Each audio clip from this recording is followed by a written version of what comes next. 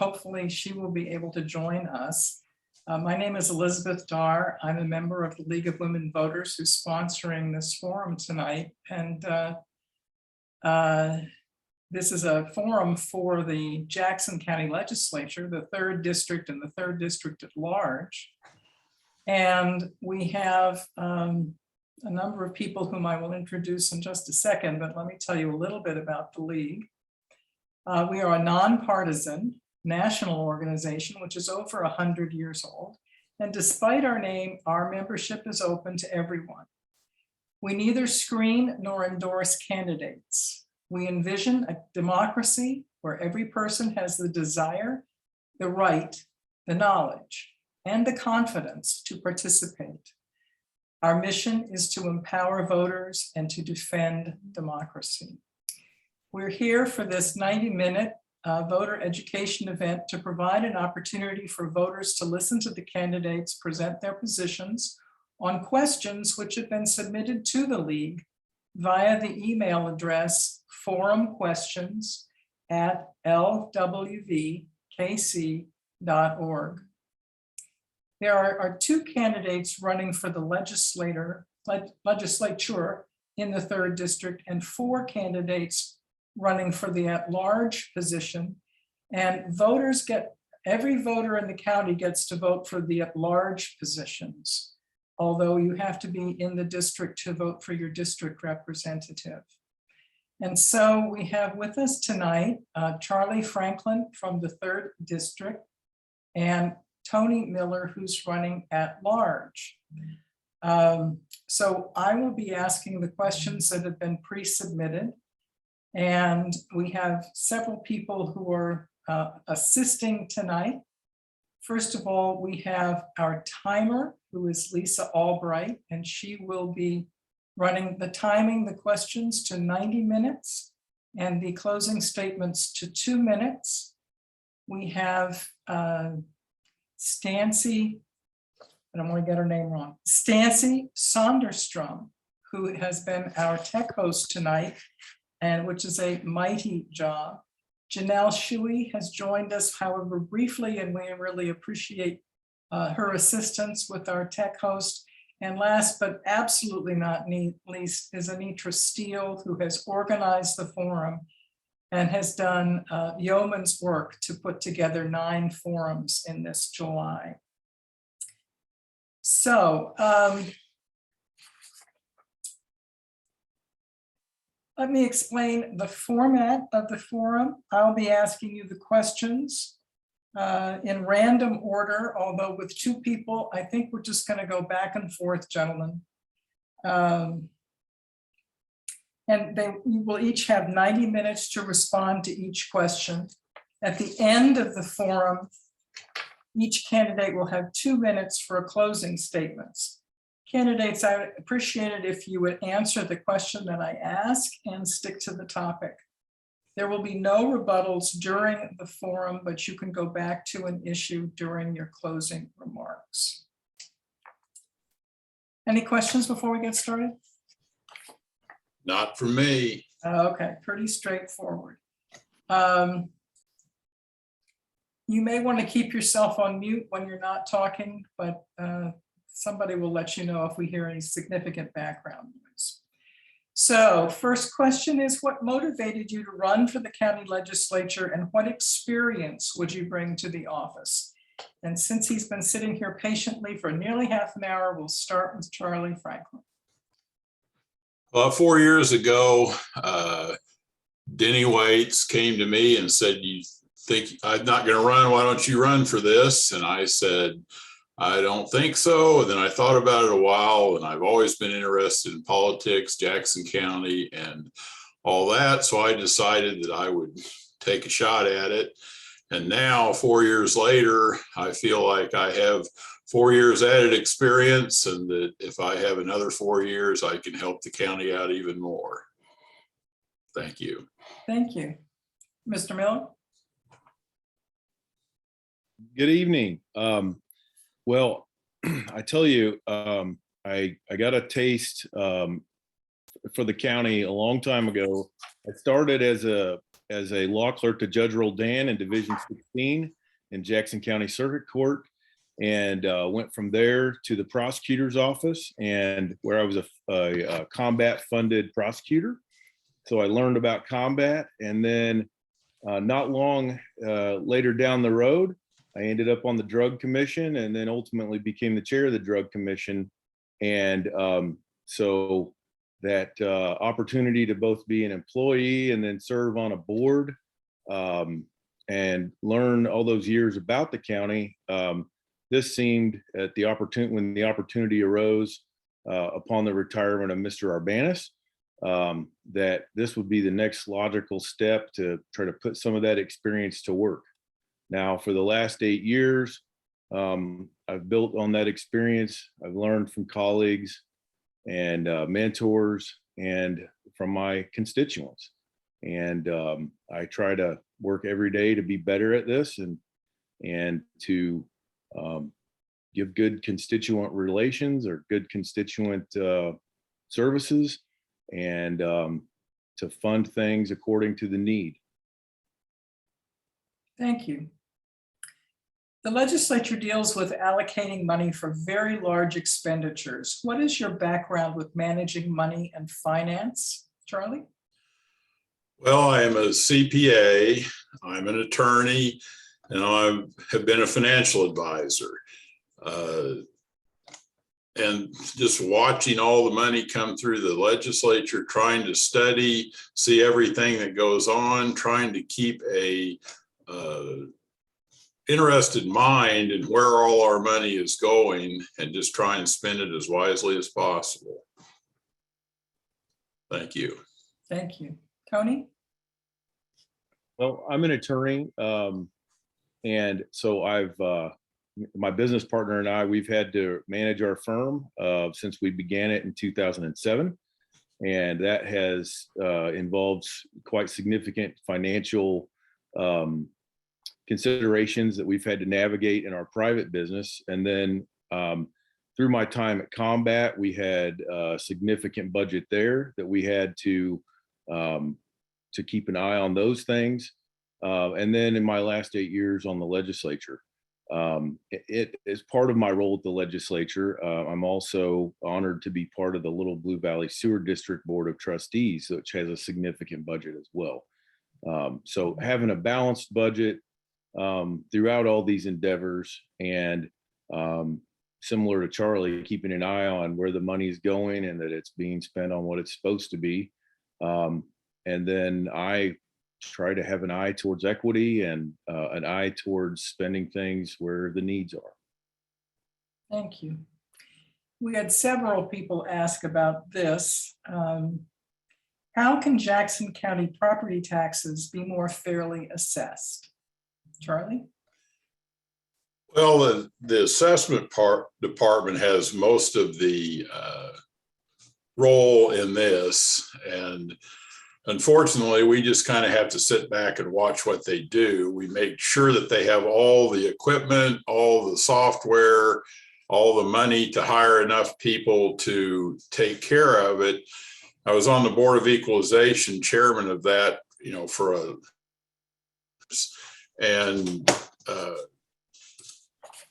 all we can really do is just watch and try and make sure they have everything they need to do it right, and hopefully we'll get it all straightened out. Thank you. Thank you. Tony? I think probably the single biggest thing that could be done is for us to continue to give the assessor the tools that she needs to do her job, because I guess the direct answer is that the more in-person and hands-on inspections of properties that can be done, the less anomalies that there would be in the process, I think, because there are these anecdotal stories from people about how they were assessed for perhaps a building that didn't exist on a lot, or this lot's not like that lot, or this house is not like that house.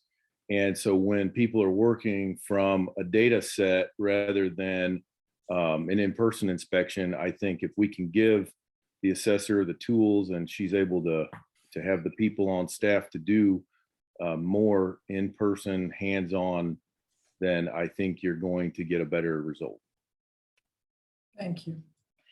In the past, county government has been viewed by many as a place for which people seek office in order to get their friends and relatives county contracts. How can this kind of nepotism be prevented? And what would you do to hold county officials, including yourself, accountable? And we'll go back to Charlie. I really don't think that that's nearly, we're not in the Pendergast era now. And I remember, 20 years ago, getting a job through your legislator was really what was going on. But I really haven't seen that when I've been on there. If people are getting contracts through other legislators, I haven't seen it. And we have all kinds of safeguards in the system that everything is bid, the bids are transparent. I really think in today's environment, that would be much harder to do. Okay. I'm taking a moment here because my view is a speaker view, and our intention is to have both candidates side by side. Is that something that can happen from a tech point of view?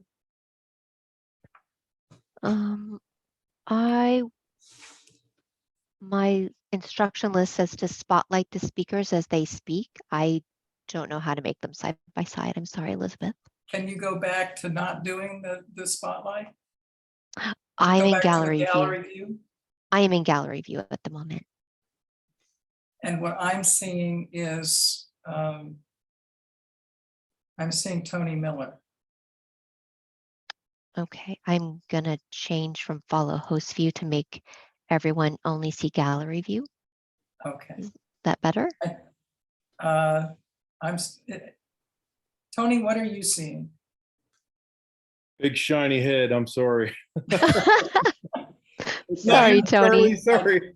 I think this is really important because we don't want to favor one candidate over another. That's not. I have no problem with that. I can only see Tony myself. That's a better view anyway, so. I doubt that. All of and my I settings are completely set to lost track gallery, of where we Elizabeth. are.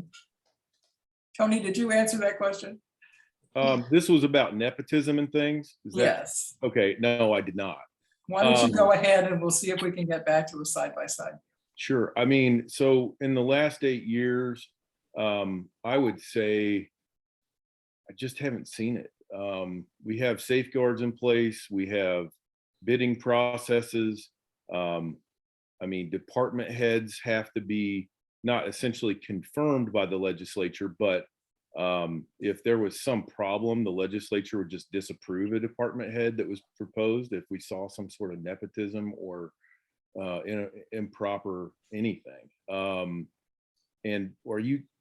then as far as, I mean, contracts are out in the open. Back in the day, they used to do something where they would, I say they, administrations previous would spend money up to a limit where they didn't have to then come before the legislature.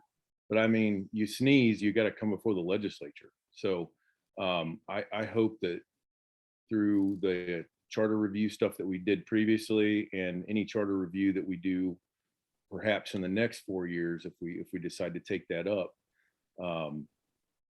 we could even significantly tighten that stuff up again. But I just, to Charlie's point, it's not the Pendergast era anymore. Thank you. Our next question is going to go to Charlie. So can we get Charlie on the screen? Did you want me to change that? I'm still seeing Tony. Okay. Okay. Oh. Sorry, Charlie. We can't get back to a gallery view? My setting is set to gallery view, Elizabeth. Okay. I don't well, know why it's not showing up for you or anyone, right. but mine is set that way. Okay, gentlemen, I apologize, but I let's, can see Charlie on the. I've big seen, screen now. yeah, this go around, I've seen me on the okay. big screen. All right, so we'll just go back to this. Okay, here's a tough one. What's your position on crisis intervention team training for police officers? Well, I really don't know all that much about it, but it sure sounds like a good idea. And yeah, that's, I guess, my position. Okay, Tony, So hang on a second. Let's wait until we get you up on the screen. What do you see? Sorry, Elizabeth, what do you see now? I see LWV. I see yours panel right now. Great, okay. We might be making progress. I know that doesn't seem like it, but. Go Let's ahead and see. put on gallery view if you would. Yeah, Janelle, both of my views are on gallery view. Okay, and then just make sure no candidates are pinned. So you'll go to the candidate's name and perhaps Charlie has a pin on him. So you just hit unpin. I think they did. How's that, Elizabeth? Is that better? No, I still see you. Oh, good. Okay. Well, So, it's better than making Tony uncomfortable. Wait. Nancy, on Facebook, you're good. You're good. Okay. Book. So that means that attendees can see both candidates at the same time. Yep. Great. Okay. Okay. All right, so this is just a trial by fire because what we're seeing is the full thing. So once again, what is your position on crisis intervention training for police officers? Tony. I think it's critical, and I wholly support it. At the legislature in Jackson County, as you know, the sheriff, he or she is a charter level officer that's, elected. And so that person in that position would dictate policy for the sheriff's office. That said, I know we have a crisis intervention team. I know they do that training. I think it's critical. Two quick pieces. I had a constituent reach out to me for help. I'll just be very vague because I'm not trying to out anybody. And they were having trouble with an issue where they didn't feel like a law enforcement agency was taking them seriously when they were reporting something. I followed up, found out that it was a crisis intervention situation where they really were having some sort of a crisis and they needed to get help. And so they did that, and it worked. The other thing I've seen in my own life was there was someone in the neighborhood that had perhaps walked away from one of the safety net hospitals who was kneeling in front of my house. And so here in Lee Summit, they have a team of folks trained to do that. You call the non-emergency, you say, don't send lights and sirens. This is a mental health issue. We don't want anyone to be harmed. They come out, talk to the person, and everything's okay. So you've had personal experience. Thank you. Yes. Okay, we seem to have lost our timer, so perhaps someone could investigate that while we go on to the next question. Charlie, this is for you. What gun regulations need to be implemented in Jackson County? I would be in favor of stopping all the guns that will shoot multiple times, but I really don't see anything coming from the legislature on gun control. Thank you. Tony? Unfortunately, the Missouri Constitution ties our hands. I mean, I think that Charlie and myself and our other colleagues, we joined the lawsuit to try to challenge this. And say that it made our drug task force and other federal and state and local cooperation impossible because the stakeholders faced civil lawsuits and other penalties. And so they just they don't even work together now in some aspects, which is terrible. Back to 2005, there was a judge in Jackson County who had a box of pistols and he came around and handed them out to law clerks, which was odd. But they drove us out to the sheriff's office. We had to get a permit to transfer. We paid a fee. They did a background check, and then the permit to transfer was signed. That seemed like a common sense, normal thing to do. However, under the current situation that they've created in Jeff City, I don't even think we could implement something as simple as that, let alone work on dealing with some of the more high capacity magazines and things like that. We just don't. Anybody that promises you that to get your vote is probably ill-informed or is misleading. Thank you. Can the two of you see the timer now? I can. Yes, I could see it then. Okay, all right. So as long as we've got that cleared up. The new jail will be a major asset for the county. Under what circumstances should Kansas City be able to use it as well? Charlie? Well, as long as the physical and everything is in order and the administration and everything has determined that it's to everybody's benefit to have the city involved, then that's fine by me. Everything has to be vetted to make sure that we're not costing the county lots of money to put the city in on it. But I think mutual cooperation and everything is a good thing. Thank you. Tony? I've been asking, or not asking, but encouraging cooperation in this regard since 2016 or thereabout, when we as a legislature were made aware of the conditions that we were facing. I think that duplication of services, if everybody goes out and builds their own facility, is kind of silly. I know that the county can't force anybody to join us, and we want to, be good partners. To Charlie's point, the MOUs have to make sense, or the contracts have to make sense. The daily rates have to make sense. But the good news is about the design of our facility is that it's a single level facility that can be added on, kind of like Lego blocks. We've got plenty of land. That sounds like there is a desire with some of the folks at the city to join us. I think it's the responsible thing to do for everybody. And I would welcome it.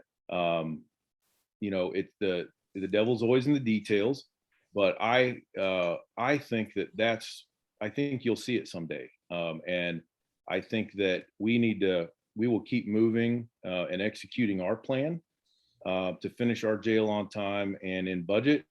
And at the same time, Kansas City, I think, could come as a partner and snap on the Lego block into the building, or they could have, something close nearby.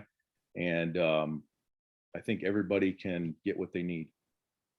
Thank you. What is your position regarding moving the Royal Stadium downtown? If you support the move, how would you weigh the public-private elements of the financing? Charlie? Well, I think the stadiums that we have are just great the way they are. I really don't think there's any reason for us to build new stadiums. Obviously, there's a huge cost when we already have the stadiums. It would be an important issue if there was not stadiums in existence. Needless to say, if the people want to have a downtown stadium and the Sports Authority thinks that's the way to go, then I'll fully support it. Thank you. Tony? It's really tough to comment on something when there isn't a proposal. But when someone says to the county, well, what are you guys going to do? Well, we aren't doing anything right now because there's nothing for us to do. So, for example, if the stakeholders came with a plan and it had community support and they wanted to get something on the ballot at a certain time, then by putting something on the ballot, the legislature could put it to the people whether they wanted to do certain things, whether they wanted to extend that 3/8 cent tax or whatever it is. But I think that we've heard that there's got to be community buy-in, and it can't direct, certainly couldn't direct general revenue from the ongoing needs that we have, because we have needs that are, just like in your personal budget, you got things that you have to pay for, like your rent and your car and things. And then there's things that are, just extras. And so we've got to listen to our constituents and listen to stakeholders. And if they bring us a plan, then I'd be in a better position to comment it on that time. I'm just keeping an open mind. Thank you. COVID is back on the rise. In fact, one of our candidates, Lance Dillenschneider, is not here because he has COVID. So the question is, what do you use for guidance when making county health decisions? We'll go back to Charlie. Well, we follow what the health department advises has a large part of all the decisions that are made, what the administration wants to do. It's a terrible thing that we have to deal with, and we definitely have to stay on top of it. But I put great credence in what the health department wants to do. Thank you. Tony? Yeah, I echo Charlie's comments. I guess I would also say that it's a relevant inquiry as a policymaker to understand what we're doing. We're not just a county or a city. We're the core four. And I think that when we have public buy-in for our policies is when we can really make a difference. And so to that extent, when we have clear and understandable guidelines that are adopted across the core four, that's when things run the best. And we, of course, use CDC guidance, and we have local data, and we have recommendations from different health professionals at the health department. Thank you. There's so much partisanship in our world today. Please give us an example of a goal you have achieved when working with others who hold different positions from your own. Charlie? Yeah, it's in the county, we run Democratic or Republican when there's really not that many issues that actually come along party lines. I've been fortunate to be, elected as the chairman of the Jackson County Legislature, and that takes votes from both sides. But I think our legislature has been pretty good about not letting party affiliation and everything get in the way of what we do. Thank you. Tony? Probably the most important thing that we do is work on our budget. It sets what our priorities are, and it kind of speaks to what our values are. And so to Charlie's point, we have Republicans and Democrats on this body. And when we pass the budget, together, and we work together and we do it, and it passes 9-0, that's a pretty good example of working across party lines. Another thing that we do is a lot of times we do courtesy resolutions and things, and we recognize people in the community. And I don't think anybody really pays a lick of attention about, what the political party of the person proposing to recognize the Boy Scouts or the Girl Scouts or whatever it is that day. I would say, with all the municipalities in Jackson County, there is a wide diversity of political ideology and belief and practice. And so one of the main things through my work on this, for example, like the sewer district, there's a lot of different folks there, and it runs smoothly, it runs efficiently, and there's, people get along. We may have some disagreements over smaller things, but we get the work done, and just try to look at the end product. Thank you. This is from a league member. Please tell us why you value voting as a sacred right of American citizens and how you demonstrate that via your actions. Charlie? Well, needless to say, voting is the backbone of the democracy. And if we don't have fair voting, we really don't have anything. And I'm not sure that the Jackson County Legislature does a whole lot, but I always vote. Thank you. Tony? Well, three things. I vote. I've worked as a poll worker, and I really enjoyed that time. And one of the dearest people in my personal life was naturalized at the federal courthouse, and I got to be part of his ceremony and share that moment with him. And then it was pretty touching to get to talk to him about what it meant to him and the fact that he got to vote. And so when I was campaigning, I was in his neighborhood and I dropped off I couldn't get anyone to answer the door. And I knew he wanted to sign, so I put a small one. And I got a nasty text message back. He says, "Are you kidding me? If I get to vote now, I want a big sign in my yard. This is a big deal." So no, that's just kind of, it kind of brought it home for me. And then reflecting on, we face restrictions. A lot of folks are facing restrictions on voting, and it's not a good thing. And there's misinformation out there about what you actually have to vote. And so the more work we can do to answer those questions and encourage people to get out better. Thank you. Well, we're almost at the end of our forum and we'll have time for your 2-minute summaries in a minute, but I'm going to give you one opportunity to answer a question I haven't asked, and you get to ask your own question. So we'll go back to Charlie. And am I asking it myself? Is that? Yes, you get to ask a question and answer it. Yeah, I have to think about that for just a second. That's okay. I guess, what can I do over the next 4 years if I'm elected to make Jackson County work better? And hopefully we can help on the assessment thing, because that's what's on everybody's mind.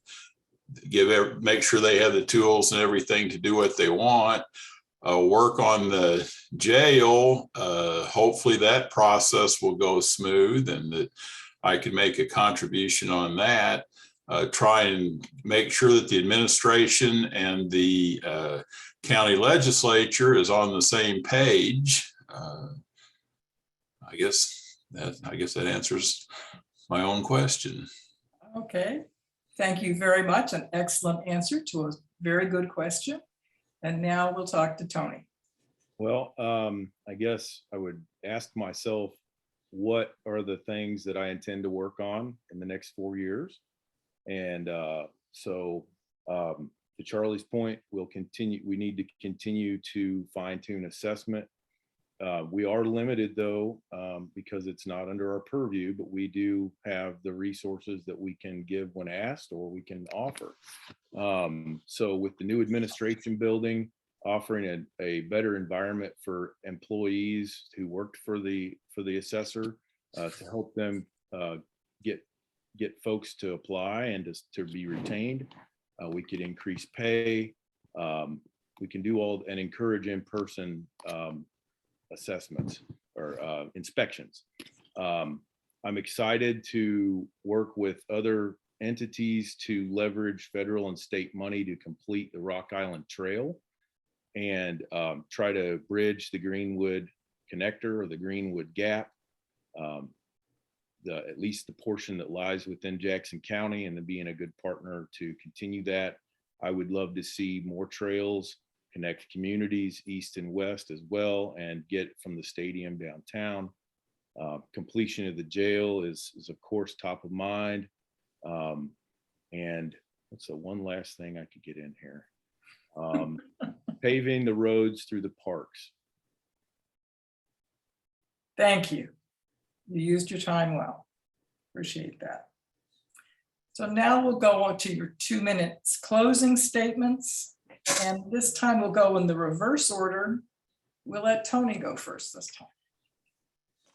Okay, I might not take all the 2 minutes because you've been very generous with me to this point. I have the experience, the knowledge, and the desire to do this position. This is what I've wanted to do, and I've been blessed with this opportunity. And I'd be honored if I had the opportunity to continue this journey. Over the last 8 years, we have, my colleagues and I believe, have worked to try to modernize the county, make improvements, raise wages for employees, expand the health plan to cover everything from paternity and maternity care, whether someone adopts a child or has a child, whatever. Give those parents time to bond with their child. We have adopted a gender affirming care. Some people say, well, why would you need to have that? It's only 1% of people are going to use it. Well, I'll tell you why, because it shows what our values are and that we care about other human beings, and that if it keeps one person from committing suicide because they're afraid that they can't get the care that they need, then I think it's worth it. The other things we've done is, we have changed the sheriff's pension somewhat to recognize the service of those folks, and that the fact that they might pay in for a long time, and statistically speaking, they don't get to draw it as long as other employees do, because they die sooner because of the trauma of their work. And so this is what I've worked on. This is what I want to work on. And this has been a real blessing to get to do this, and I'd like to continue. Thank you very much. Charlie? We'll make a short plug for Tony. He's been great to work with on the legislature, and I hope everybody will keep him in mind when they vote. I've really enjoyed the 4 years that I've worked on the legislature. I've been on the Finance and Audit Committee, the budget, most of the committees I'm currently chairman of the legislature, and I think we're going to have at least 5 new people. And I think one thing that is important is that we have some people in there that have some experience doing this. And I hope you'll keep me in mind when you cast your ballot. Thank you very much. Thank you to the two of you for your willingness to participate tonight and for your patience with some of our technical difficulties. And again, my apologies to the candidates who may have attempted to join us but were not able to. I want to also thank our audience for their patience, for their questions, and for their attention to the answers tonight. A recording of this forum will be available soon on the League website. Please take time to share the insight you've gained tonight with your family and friends, and be sure to get out to the polls and vote on August 2nd. Thank you and good night.